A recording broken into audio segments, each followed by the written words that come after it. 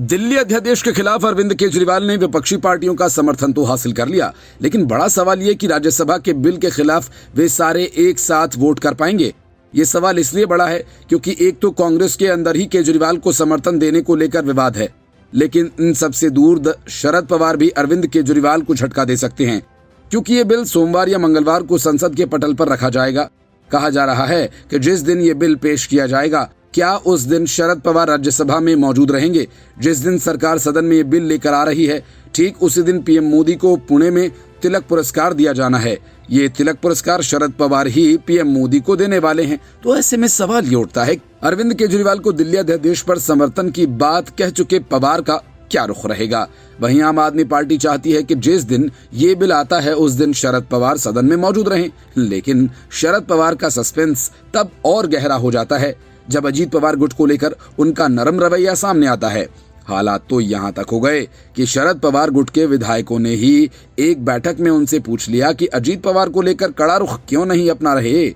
इसके जवाब में शरद पवार ने इतना ही कहा कि मैं बीजेपी को समर्थन नहीं देने जा रहा।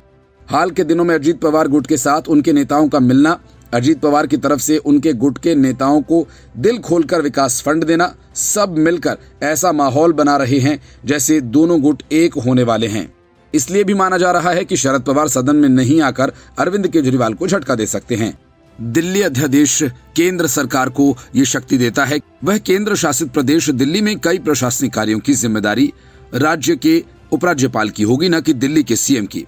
इस सिलसिले में सबसे महत्वपूर्ण ग्रुप ए अधिकारियों के ट्रांसफर और पोस्टिंग की पूरी जिम्मेवारी और जवाबदेही उपराज्यपाल की होगी। इसी कानून को कायम रखने के लिए केंद्र सरकार ने 19 मई को राष्ट्रीय राजधानी क्षेत्र दिल्ली सरकार संशोधन अध्यादेश 2023 जारी किया था और इसी बिल को 31 जुलाई को गृह मंत्री अमित शाह संसद में पेश करेंगे।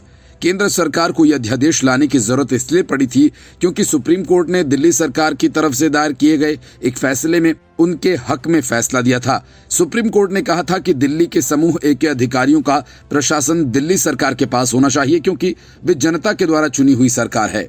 उन्होंने कहा कि अगर सरकार के पास उनका नियंत्रण नहीं होगा तो उनकी बात नहीं सुनेंगे। इसी फैसले को निष्प्रभावी बनाने के लिए केंद्र सरकार उपरोक्त अध्यादेश लेकर आई है। Bureau report, news of India.